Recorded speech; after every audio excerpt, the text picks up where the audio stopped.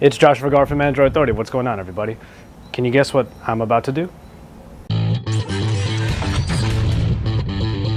Google made a lot of people happy with an update to the Nexus 7.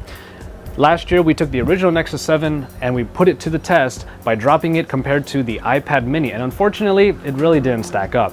The original one was a little bit thicker. It did feel a little bit more hollow, but it definitely did have lesser build quality. This update to the Nexus 7 brings a much sturdier but thinner and just overall better feel, and we want to see how it stacks up compared to the original. So what we're going to do is drop it for you today. I hope you got some painkillers, because this is gonna hurt. The test will comprise of 3 different drops. We're basically, actually 4, let's say 4. We're gonna drop it on its back, right like this, and then on one of its sides, and then on one of the other sides, this time in portrait mode, and then finally on its face. And we're gonna see just how far the Nexus 7 can go without dying. And we'll get started with the test right now. It's drop test time. Nexus 7, 2013 edition, drop test onto its back. Here we go. Checking cameras, and try my best with the grip here. Let's see if I can get it to land flat on its back. Ooh. Ooh. Sickening thud right onto its back. Didn't even bounce, nothing like that. I got a perfect drop right there. So let's see what happens. All right, well, the good news here is that the back definitely held up pretty well. There were no cracks, not really anything there, just some scratches over here, but very few. I'm dropping this on on cement over here, so we are not really working with jagged rocks like in my previous drop test. But that being said, I got a perfect drop right flat on its back. Not really any scratches even, just a couple over here. And yeah, it actually looks pretty good. It still retains that nice sleek look. Oh.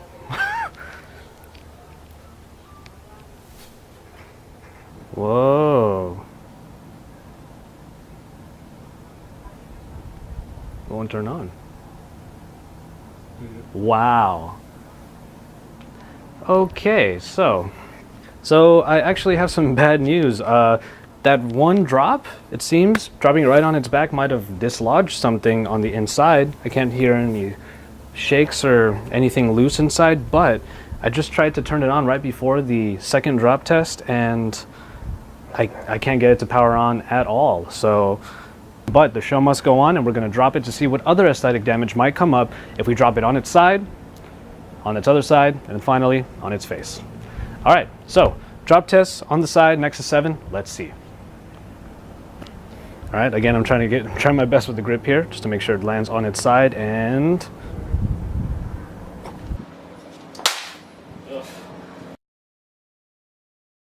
there you go, and you see it there, the cracks right onto the bottom portion of the screen right here. You kind of spider-webbed right there.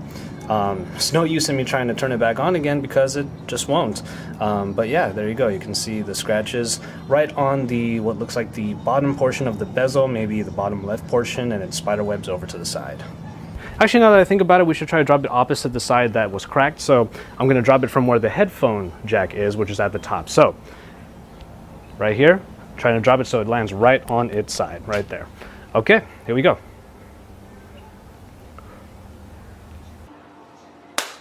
There you go. That was a good hit.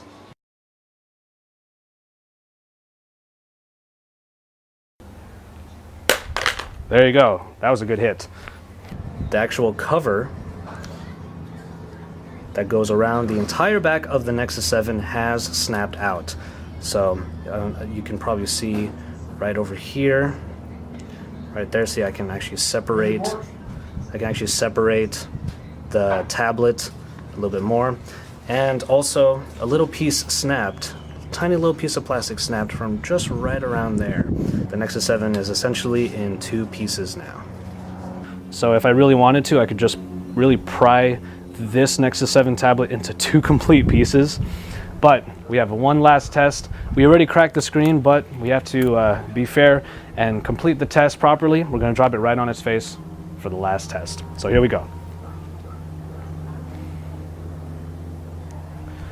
Got to get into my shot here, and finally, there you go. there you go. And so that's the damage done to the front. Even more cracks and spider webs down on the bottom of the screen when dropping the Nexus 7 on its face. As you can even see here, it gets even worse because not only did more cracks happen, I've actually exposed part of the circuitry right underneath. So unfortunately, it doesn't fare very well for the Nexus 7 in terms of a drop stress test, at least when compared to the original one, because they both did equally as bad. And well, there you have it for this Nexus 7 drop test. It's really unfortunate and honestly kind of saddening that the Nexus 7 of this year still has the same problems that one last year had when we did that drop test. Not only is it inoperable, it stopped working even after the first test. And then a lot of cracks over on the screen, even from different drops, even so much as circuits started to become exposed from underneath the screen. And the build quality of the back also, even though it feels really nice, it also started to snap off. And if I really wanted to, this Nexus 7 could become two pieces. So unfortunately, that's the story with the Nexus 7 of 2013. Still has a pretty questionable build quality for drops. Bottom line, really, do not let go of your Nexus 7. Don't let this thing drop, because if it gets a good enough impact on the floor, you could be wound up with a nice looking brick.